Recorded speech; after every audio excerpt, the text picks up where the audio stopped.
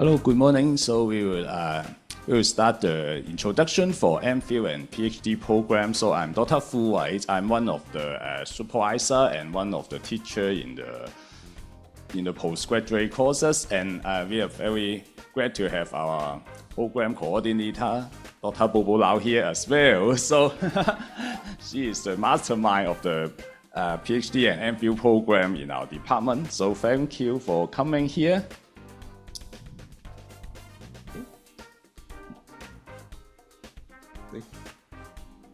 Okay, thank you.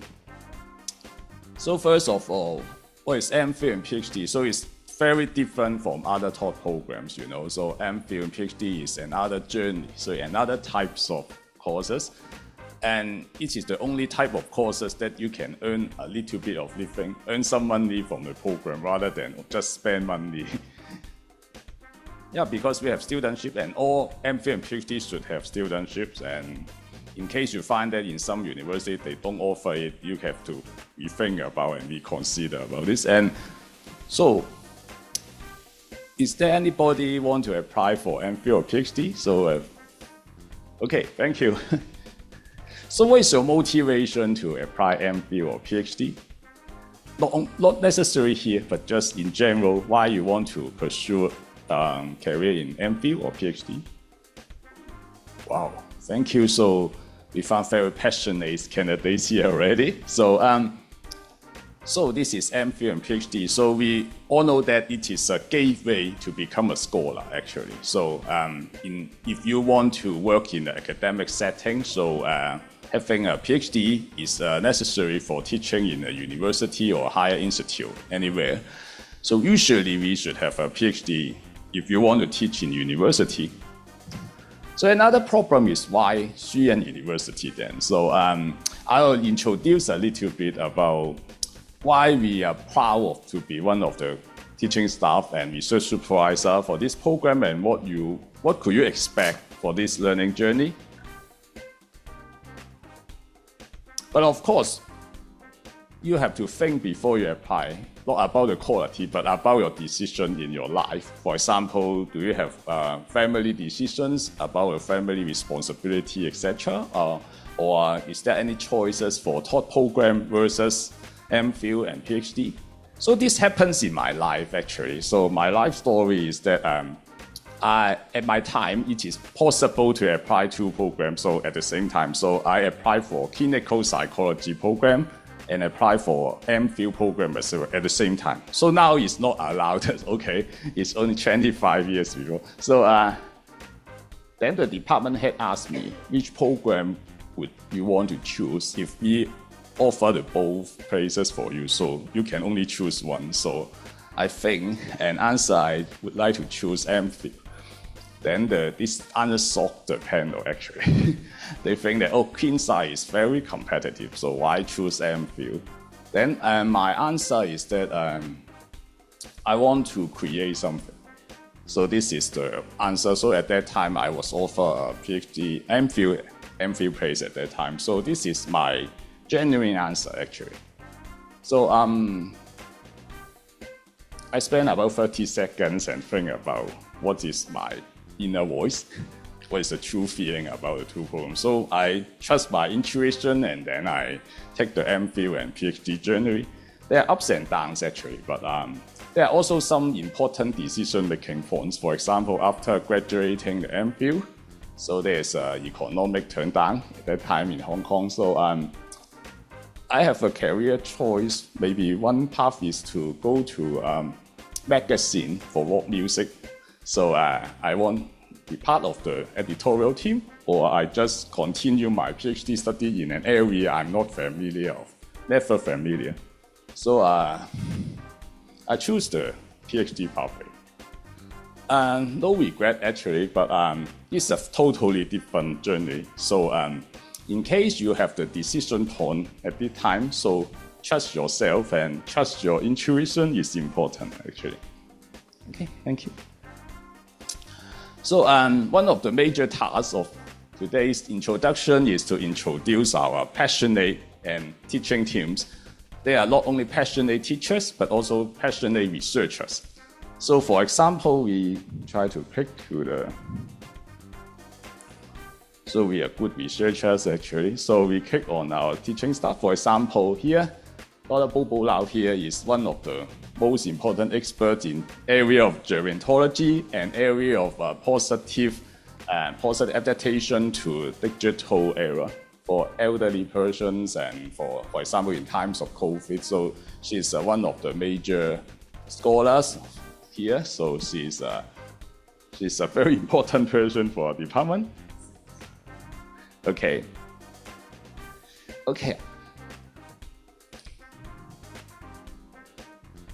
And so for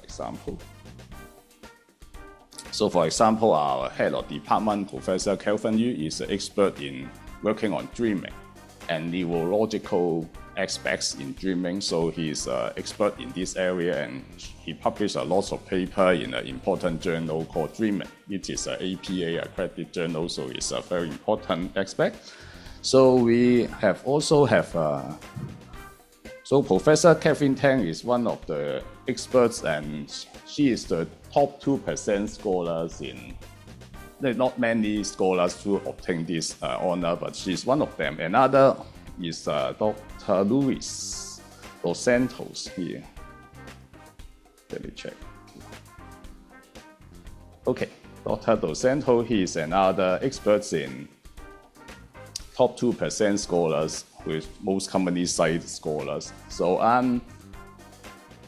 there are many colleagues of us is a very competent researcher and scholars as well. For example, Bess is here. For example, Bess is a neurological psychologist, and for example, Professor Sun is one of the earliest founders in psychology in Hong Kong since 1970, the very early scenes in Hong Kong. So for example, Dr. Alex Lee, my friend actually, he is my secondary school peer actually. So his interest is in cognitive psychology. He is very young looking, so I always envy of him, but he is a very competent researcher in vision and eye tracking experiments. So for example, Jason is very interested in putting the new advancement in digital technology in teaching and learning. So he is now our vice president. So there are many good scholars here. For example, Professor Yun is a very, just some time for loading. So he's a very famous local scholar for SEN education and gifted education. So we are very honored to have him. Professor Edmund Lau is the leader of the forensic psychology program, and yeah, he is working in the forensic area for many years. And Dr. Low here, Dr. Low is a very good cognitive psychology researcher, and Rayson is one of the founder in counseling psychology in Hong Kong, is one of the council member in HKPS. And Dr. Winnie Yun, she is the program director of psychology of trauma in Xi'an University, and yeah, you can read it from the website. But so this is me, and introduce others first. So Dr. Chen is our good colleague. She's interested in test validation and about women's mental health, and there are many possibilities.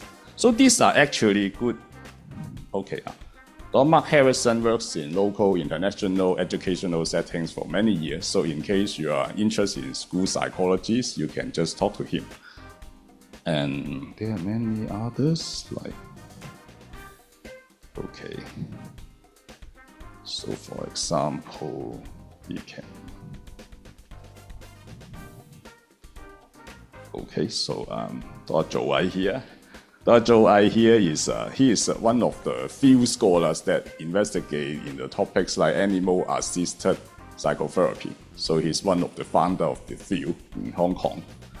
So another, we must introduce Professor Hui. Okay, Professor Hui is an expert in working on SEN education and is one of the leader of the program of BAT program for training the teachers in Hong Kong. So these are the staff team, so we are very proud to introduce them to you because they are very active and they are very passionate scholars. And I'm back to the PowerPoint. So actually, we are surprised that we come in one newspaper say that we are having the status of ranking number 13 in the national ranking of psychology department. So thank you to the media about the honor. And actually, our colleagues work extremely hard. Okay, sorry.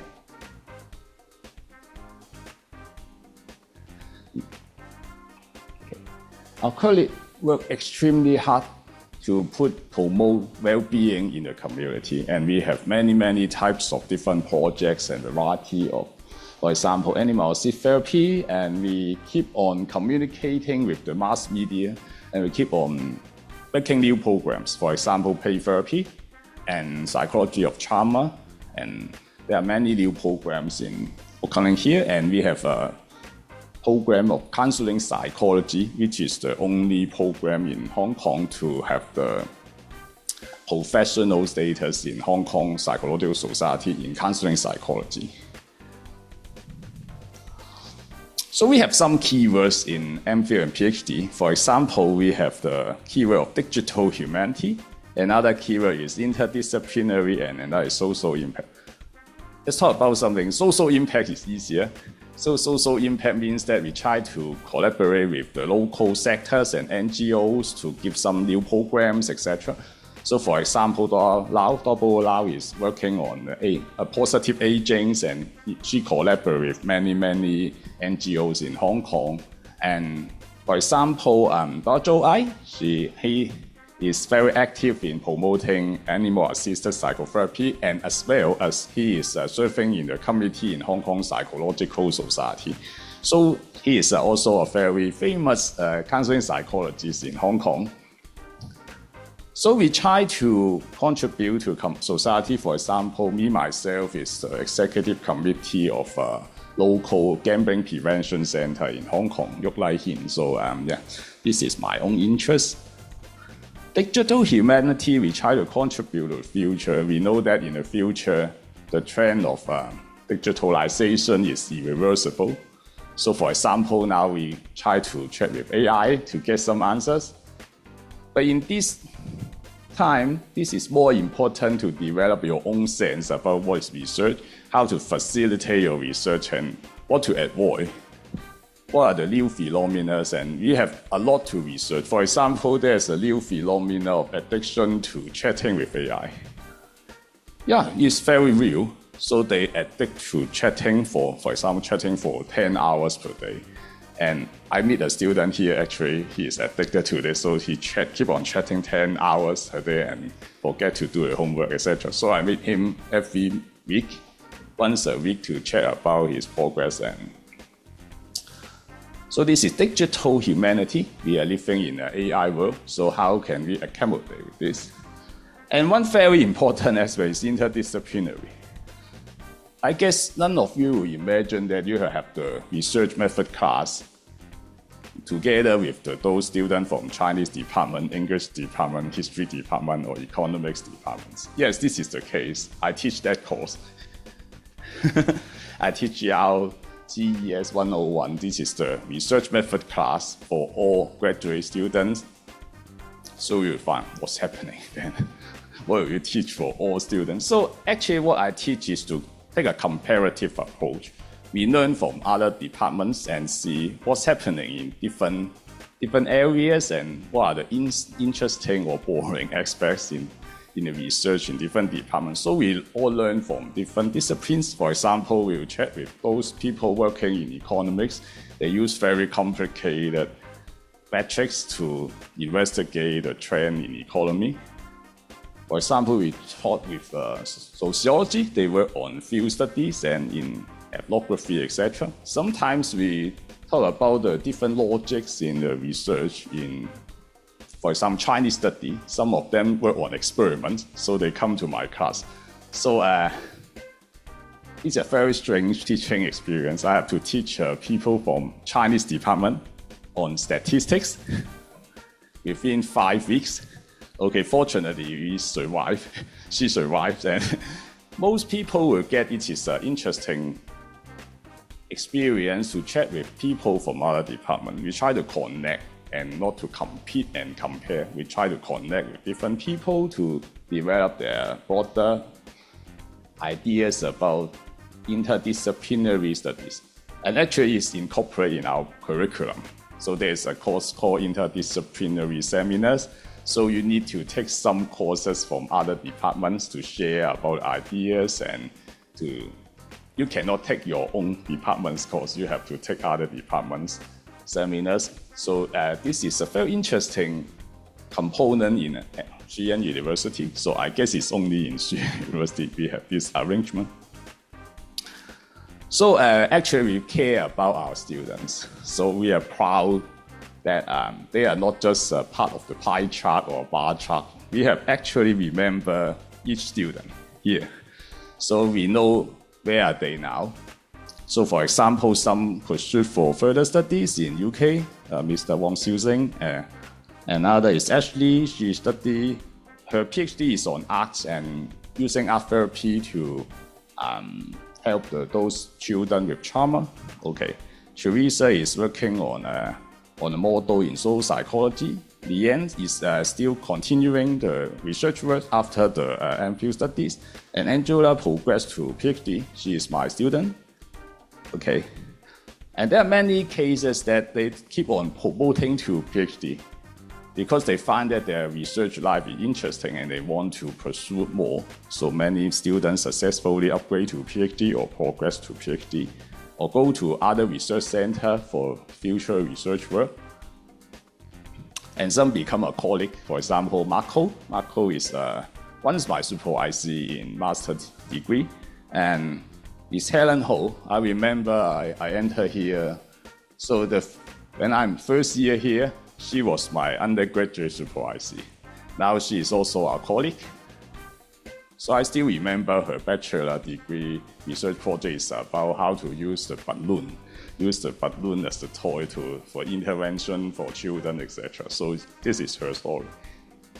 So currently we have active 5 PhD students and 1 MPhil student here.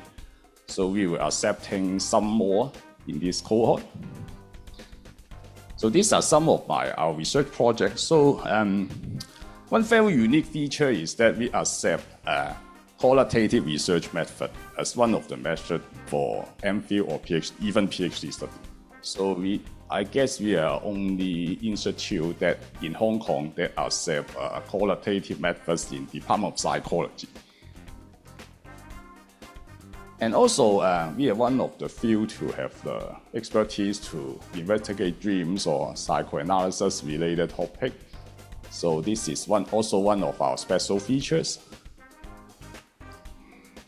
So the word is a little bit small because qualitative research methods are very special features here. Psychoanalysis, research on dreaming, gerontology and digital mental health, neuropsychology. We have many colleagues working on neurologies.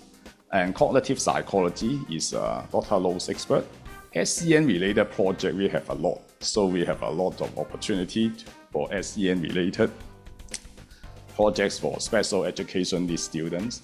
Psychology of trauma, we have a standalone program, a Master of Trauma Psychology. So you can listen to this introduction a little bit later. So we have some topics on psychology of music and even history of psychology. So I will be the supervisor for these areas. So let's talk about some hard facts. For example, the entry requirements. For MPhil PhD requirements, you should have, in case you are not graduating from an English-speaking institute, so you should have the IELTS for higher than 6.5, or other equivalent like TOEFL higher than 600, something like that. So you have to check the grad school website. But sadly speaking, there's one limitation is that you should have an undergraduate degree in psychology. So I know one of the audience have the background in sociology. So in this case, you can opt to either to have the Master of Psychology in our program, which is introduced by Dr. Beslam, or you can apply for MPhil PhD in sociology and find colleagues in Department of Psychology as a second supervisor. So these are the two possibilities for non-psychology students.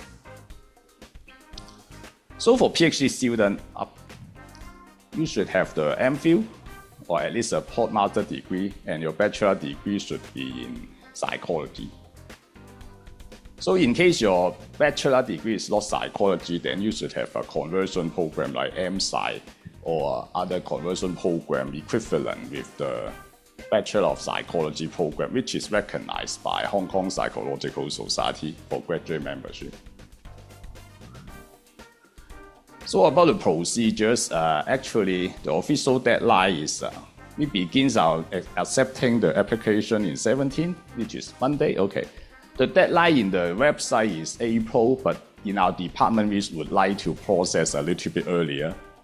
So it is, in our department is March of 26th. 26th. Okay. So it's, okay, sorry. So it is March, at the end of March, but it's in the 2026. So we will try to have a deadline a little bit earlier, about a month earlier than the official deadline. So you can, if you check from the graduate school, it's in late April, but because there are some administrative reasons, we need to arrange for our interviews. So we have the 1 month earlier deadline, so you can expect, although it's not official, but maybe you can expect 26th of March is a very real deadline for you. Of course, the earlier the better, actually. So what you need to do is, of course, we persuade you to find a colleagues from the list to try to talk to them about research possibility. So this is one very common way to start your MPhil or PhD proposal. You can try to accommodate with the different lists from the research supervisor or yourself and see how can you link up with different ideas. This is a necessary step. You need not to have a full proposal before approaching these teaching faculties, but you should have some idea, very concrete ideas and areas about what you want to do in the future. Then you have to prepare the research proposal, transcript, recommendation letter, and some, in case it's necessary, then you should have some English test examination scores. Then fill in the form and submit the documents and wait for interview. So remember to prepare the PowerPoint for the interview to present your proposal. Usually it's a half an hour interview. So you have 15 minutes presentation, we will have 15 minutes of Q&A. So the criteria, of course, we will try to look into your proposal. The quality of proposal is definitely matters. And of course, your GPA in your own institutes, etc., and the English examination result. In case you are graduating from a local university, usually we will regard you as already you can exempt from the public English examination. Okay. So this is the barcode of the QR code of our departmental website, so you can take a look on it and see more information in the website, and you can talk to the different teaching staff. And in case you want to look into our graduate school's information, then in this PowerPoint, okay, you can actually, let us go to the link first. Okay. So there are different programs. So for postgraduate program, just link to MPhil PhD in psychology. There's a direct link to the graduates. Oh, stop. Okay, sure. Sorry. Okay, sorry. So in case you go to our website, you can click on the postgraduate. Okay. So in case you go to our website, you can click on MPhil PhD in psychology, then you can find the necessary information here and requirements and general information. Okay.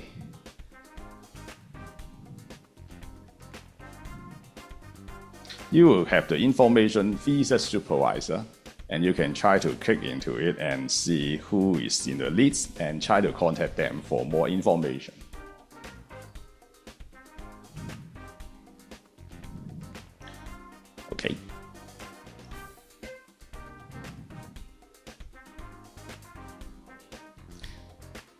Okay, this is the end of my presentation. So do you have any questions for MPhil and PhD program? Please, yeah, you can raise any questions. Okay. Okay. Yeah, thank you, Dr. Fu. So this is Bobo Lau, the program coordinator of MPhil and PhD. Just 2 points about your application. First of all, about the English requirements. So the reason why we put down just IELTS on our PowerPoint here, yeah, for a very good reason actually. So where is it? Okay. It's because on your website, on the MPhil PhD application website, you will only see IELTS not less than 6.5. So if you are holding other test results, say TOEFL or whatsoever, please contact graduate school for the official cut-off score, okay? So you will only find the cut-off score of IELTS on the website, okay? So it is hidden somewhere for TOEFL, etc. So okay, we have to be very safe, okay? So to ride on the safe side, please ask the graduate school and check with the benchmark for different English results that you're holding other than IELTS. Okay, this is the first thing. And the second thing is about the deadlines. Okay, I checked again. Okay, my fault for giving this PowerPoint to Dr. Fu. Okay, to be again right on the safe side, we have changed the schedule of admission this round. Okay. We first of all, on the graduate school website, it says we will consider applicants on a rolling basis, and 30th of April is the absolute deadline. So don't wait until the end of April, okay? To make sure you will be interviewed and you will be given the thorough admission exercise. Please go before. Please do apply before April, okay? And I will just tell you that this round we have a different, okay, schedule from the last round. This is the first thing. And we do not guarantee there will be a second round in that case, okay? Because we have shifted the deadline for the application to a later time point. So please contact your potential supervisor early, prepare your stuff early, keep an eye on your email, don't miss any email about interviews, okay? We will not get back to you, okay? So the official deadline is end of April, but please don't wait until then. This round is going to be different. Okay, thank you. So for those who are here, I heard that some of you are interested in our program in MPhil or PhD, and now you have the privilege to have a very individual consultation with me and Dr. Fu to sort out, details about application, about your research proposal, etc. on a one-to-one basis. Okay, almost one-to-one. Okay, so for people online, if you have any question, do let me know. Right, we will stay until. Don't worry, we'll stay until about 11:45, right? This is the end time, right? 11:45. So you may think about what questions you had. You may type it on the chat box, okay? Or else I think we'll just open the floor to any inquiries, question, individual consultation, etc. Hi, Dr. Fu. I was curious about your recent research direction, and also I want to ask that if you want your student to follow your research areas, or you hope that your student will have more autonomy in the research area. Yeah. So your question is a very real one. You say that there are different supervisors and there are different types of supervision modes. So, but in general, in Xi'an University, we treasure individuality. So we would like you to develop your project, but of course you should communicate with different supervisors, because some of the for example, PhD projects are evolved from a funded project somewhere, research project maybe from HMRF or RGC projects. So in that case, these types of project will be sponsored or funded by other research grants. So there are some requirements for that kind of projects. So, but for example, in departmental research projects, so in case the supervisor don't link you to a particular project, you feel free to develop your own research interests. So for example, in my case, my supervisors are also taking very strange topics, and for example, her topic is about how change spirituality experience to change one's life. So she already invites many special people for interviewing, and yes, she come up with a very interesting project. So yes, we have some rooms for shaping your own research interests, and this is what we treasure. And I guess we can be proud that we try to not to train students based on competitions. We try to collaborate.